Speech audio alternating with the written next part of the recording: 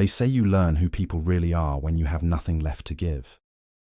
For me, that lesson came hard and fast in a cold, sterile chemotherapy ward. I was at my weakest, fighting for my life, and I was utterly alone. That's a profound kind of loneliness, one that teaches you things about the world and about the people in it that you can never unlearn. I thought I'd hit rock bottom then, but I was wrong.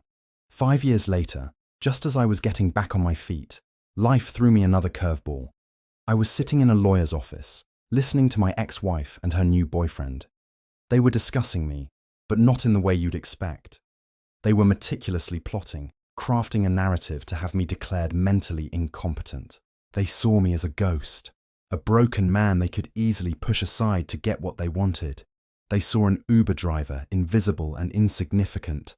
They talked freely, their greed making them careless. They had no idea that the quiet man behind the wheel, the one they barely glanced at, was recording every single venomous word. They were so busy underestimating me, so focused on their vicious lie. They didn't realize they were handing me the very tool I needed to dismantle their entire world. This isn't just a story about betrayal. It's the story of a $15 million inheritance they were desperate to steal. It's about a lie that spread like wildfire, threatening to consume everything I had left.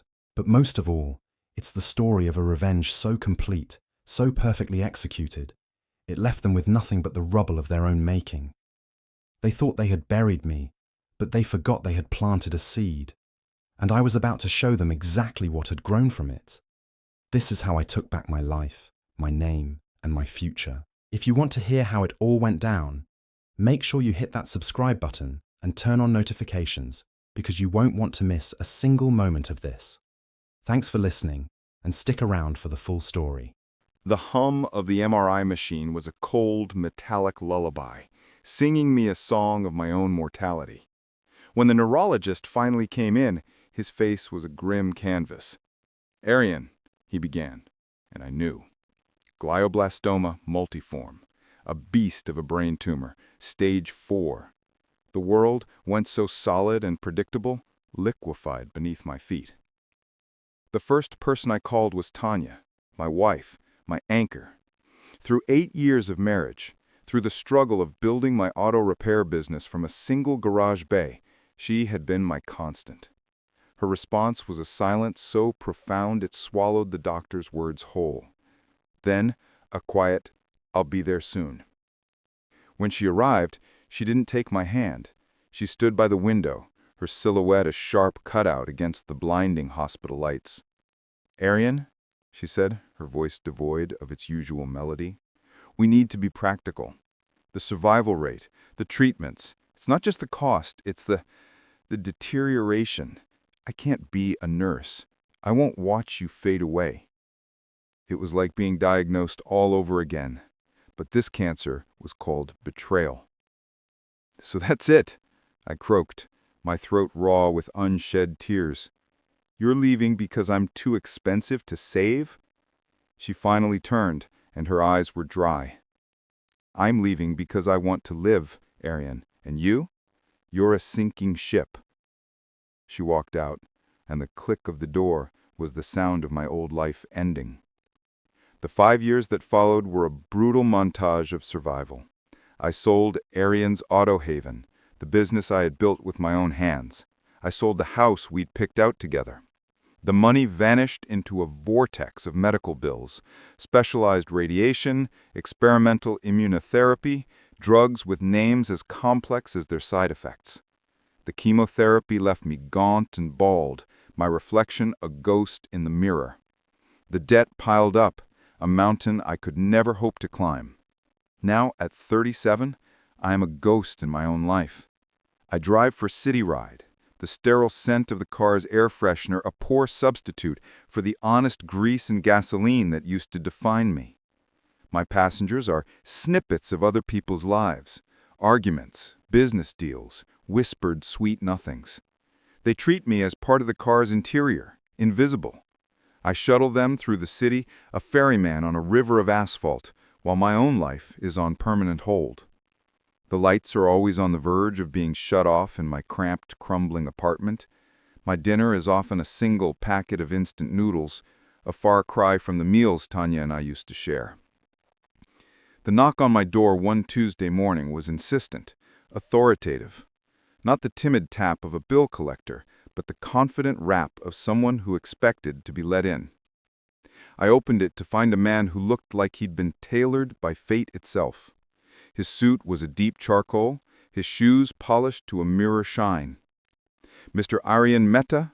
he asked, his voice a calm, steady baritone. "My name is Aditya Rajguru. I am the executor of the late Mr. Ravi Varma's estate." He held out a business card that felt heavy, expensive. "Varma? I don't know any Ravi Varma," I said, my voice rough with confusion. "He knew you, Mr. Mehta, or rather, he knew of your struggle. He was an industrialist who battled pancreatic cancer alone. His wife left him midway through his treatment. He found a kindred spirit in your story." Mr. Rajguru stepped inside, his eyes not even flickering over the shabbiness of my home. "He has bequeathed to you the sum of $15 million. The number hung in the air, nonsensical. 15 million. It was a figure from a fantasy, not my reality. "Why?" was all I could manage. "His will stipulated that his fortune go to someone who understood the particular hell of fighting for your life while fighting alone. He wanted it to be a testament to resilience."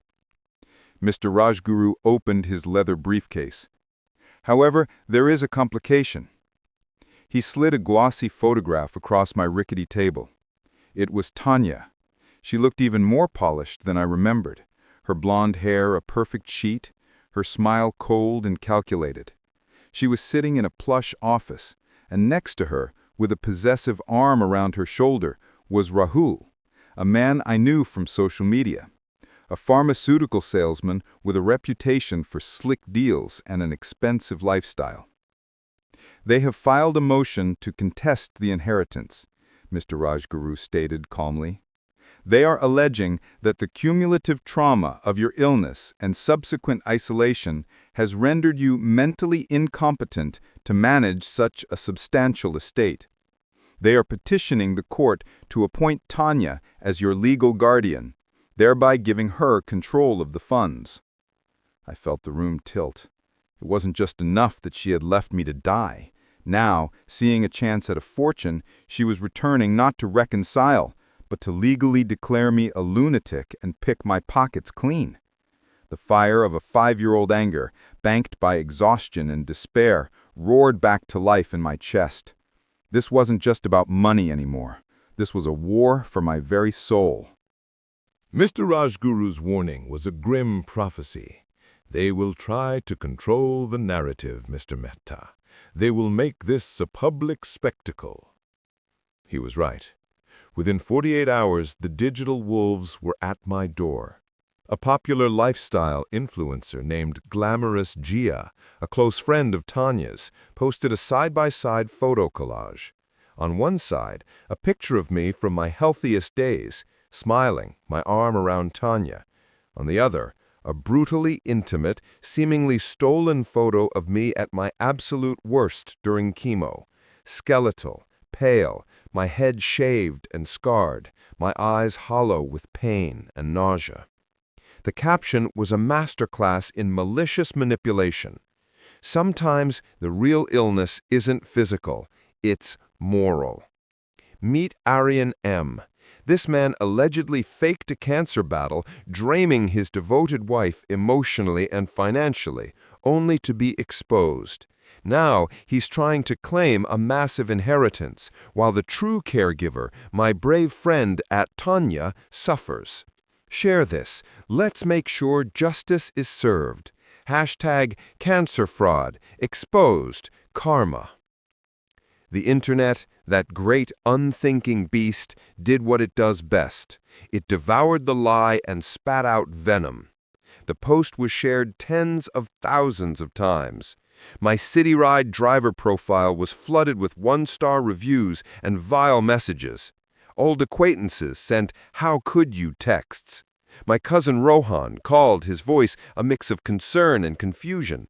"Bhai, is any of this true? People are saying horrible things."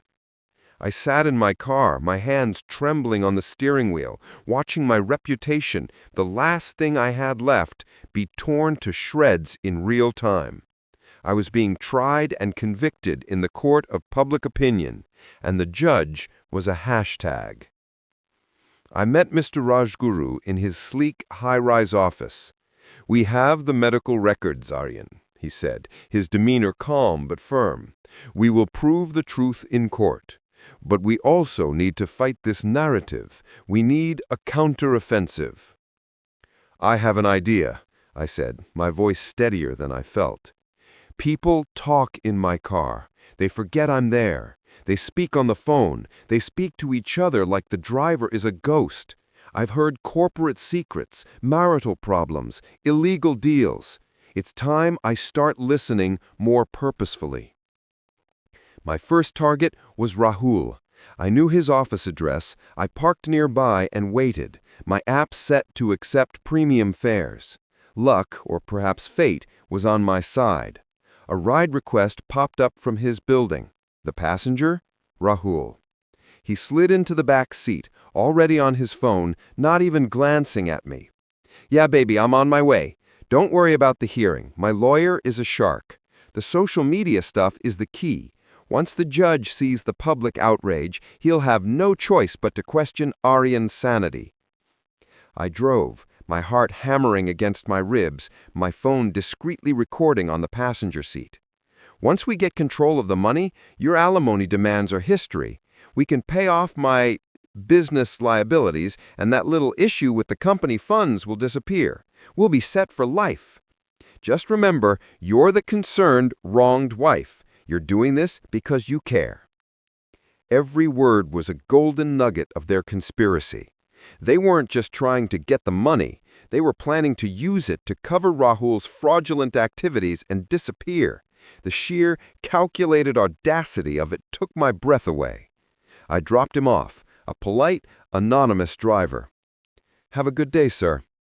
He didn't reply. He was already planning my financial execution.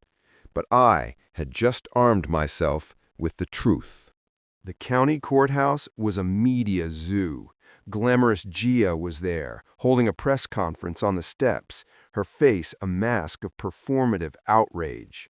Protesters waved signs, "Justice for Tanya," and "Lock up the cancer faker."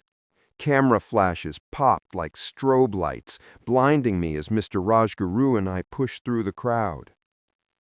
Inside, the air was thick with tension.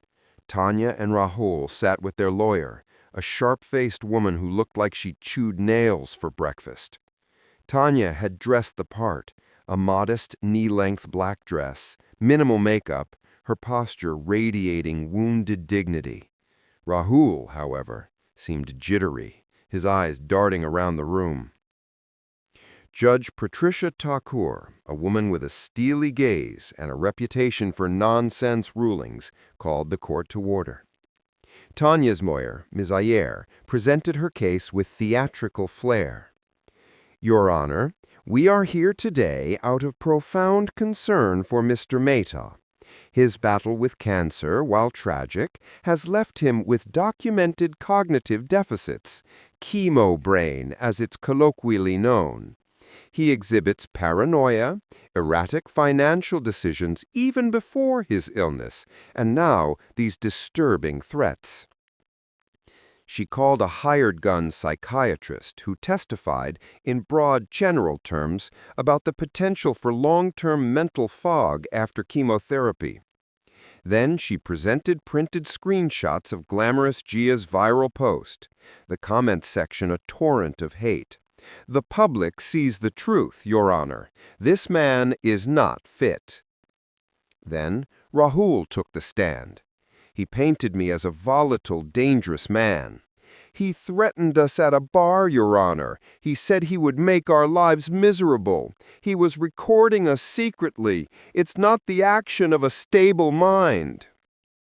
When it was our turn, Mr. Rajguru was a surgeon, methodically and calmly dismantling their house of cards. He entered my complete, unassailable medical records into evidence. He called my oncologist, Dr. Anjula Sharma, who testified with powerful clarity about the reality of my diagnosis, the aggressiveness of my treatment, and my incredible will to survive. Mr. Mehta's cognitive functions are perfectly within normal limits for a survivor of his ordeal, she stated, shooting down the chemo brain theory. His resilience is remarkable, not a sign of instability. Then Mr. Rajguru played the recording. Rahul's voice, clear as a bell, filled the silent courtroom. The social media stuff is the key. Once we get control of the money, pay off my business liabilities, that little issue with the company funds. You could have heard a pin drop. The color drained from Rahul's face. Tanya stared straight ahead, her jaw clenched so tight I thought it might crack. Mr. Rajguru then presented evidence of Rahul's massive debts, the liens on his properties, and the ongoing investigation into his embezzlement from his pharmaceutical company. This, Your Honor, is not about concern. This is a coordinated attack by a desperate, greedy man and his accomplice to steal a fortune from a true survivor.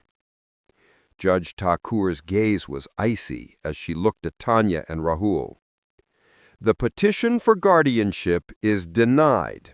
The evidence of bad faith and conspiracy on the part of the petitioners is overwhelming.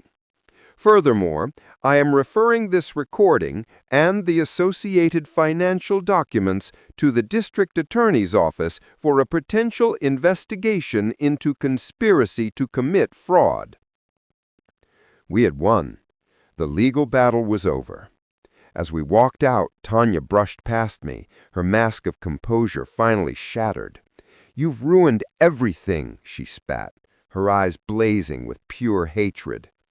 I looked at her, the woman I had once loved, and felt nothing but a cold, clean emptiness. "No, Tanya," I replied quietly. "You did that yourself, a long time ago. I'm just finally cleaning up the mess." The money hit my account, $15 million. The number on the screen was so abstract it felt unreal. Mr. Rajguru advised caution. Move slowly, Aryan. The world is watching. Your first actions will define you in the public eye. But I had no intention of moving slowly. The war wasn't over. It had just entered a new phase. It was time for a reckoning. I wasn't just going to defend myself. I was going to ensure they could never hurt anyone again. I hired the best private investigators money could buy, and the dirt they uncovered was breathtaking. For Rahul, he wasn't just in debt, he was a financial house of cards. I created a holding company and, through a series of brokers, bought every single one of his debts: the car loans, the maxed-out credit cards, the personal loans from shady lenders. It cost me a fraction of my inheritance, but it gave me absolute power over his financial life. One Wednesday morning, I watched from a discreet distance as a repossession crew, acting on my instructions, hooked his cherry-red BMW to a flatbed truck right in front of his luxury apartment building. The scene was beautifully public. He ran out screaming, but it was perfectly legal. An hour later, he was served with a lawsuit demanding immediate payment of $350,000. His life was about to become a hell of collection calls and legal threats. His company, upon learning the depth of his personal fraud, fired him immediately and filed their own lawsuit. For glamorous Gia, her empire was a facade. My team built a forensic-level report detailing her use of bot farms for followers, her fake engagement schemes, and the multiple sponsored posts for wellness products that were proven to be placebos. We sent this dossier to the FTC, the brands she had worked with, and Instagram. Her verification badge vanished overnight. Her account was suspended for platform manipulation and fraudulent activity. The brands sued her for return of payment and damages. The influencer was instantly uninfluential, facing financial and potential criminal ruin. For Tanya, this was the most personal. My investigators discovered she had been systematically embezzling from her design firm for years, siphoning off small amounts from client retainers and company accounts, totaling nearly $50,000. She used it to fund her lunches with Gia, her designer bags, her life with Rahul. I didn't go to the police, not yet. Instead, I bought the company she worked for. The owner was nearing retirement and was more than happy to sell for a generous premium. My first act as the new, anonymous owner was to summon Tanya to the CEO's office, my office. The look on her face when she walked in and saw me sitting behind the massive oak desk was priceless. It was a cocktail of shock, horror, and sheer undiluted rage. Me, I confirmed calmly. Have a seat, Tanya. We need to discuss your future with this company. This is harassment. This is accountability, I corrected. I slid a folder across the polished wood. It contained bank statements, transaction records, and copies of falsified invoices. You've been stealing. For a long time. She stared at the evidence, her hands trembling. What do you want? I want you to understand what it feels like to have your life dismantled by someone you trusted. I said, my voice low and steady. You can resign, and I will forward this file to the police. Or you can stay, and every single day you will be micromanaged, your every move scrutinized, your professional life a living hell, knowing that I hold your freedom in my hands. The choice is yours. She was trapped. The confident, cruel woman that had left me in a hospital room was gone, replaced by a cornered, frightened animal. The revenge was complete, executed with a cold precision that surprised even me. The revenge was sweet, but its aftertaste was bitter. Sitting in my new, lavishly furnished penthouse, surrounded by silence, I felt a profound emptiness. The anger that had fueled me for months had burned out, leaving only ashes. I had become the monster they accused me of being, ruthless, calculating, powerful. I had won, but I felt lost. Mr. Rajguru found me one evening, staring out at the city lights. "It's over, Aryan," he said softly. "Rahul has taken a plea deal for the embezzlement charges. He's facing 5 to 7 years. Tanya, she resigned. She returned the embezzled funds in exchange for us not pressing charges, but her career in this city is finished. Gia is facing federal charges for wire fraud." I just nodded. The news brought no joy. "Mr. Varma didn't give you this money for this," he said gently, as if reading my mind. "He gave it to you because he saw a fighter. He wanted you to build, not just destroy." His words struck a chord. Ravi Varma had bequeathed me this fortune not for vengeance, but for a second chance, for me and for others like us. That was the birth of the Phoenix Foundation. I used the bulk of the inheritance to create a non-profit dedicated to supporting cancer patients who were fighting their battles alone. We didn't just offer financial aid for medical bills. We provided a holistic support system. We funded free counseling services, created a network of volunteer drivers for appointments, and established temporary housing for patients who had to travel for treatment. I poured my heart and soul into it. I met survivors, heard their stories, and saw my own struggle reflected in their eyes.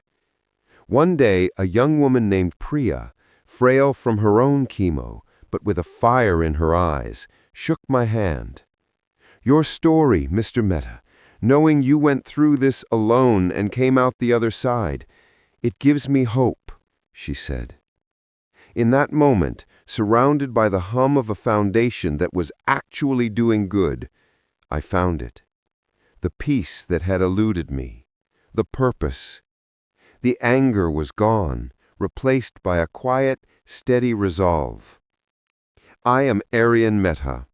Cancer tried to kill me. Betrayal tried to break me. Revenge tried to corrupt me. But I survived it all. I am no longer the victim, the patient, or the avenger. I am a phoenix, risen from the ashes of my old life, and my wings are made of the hope I can now give to others. My tale of betrayal is over. My story of redemption has just begun.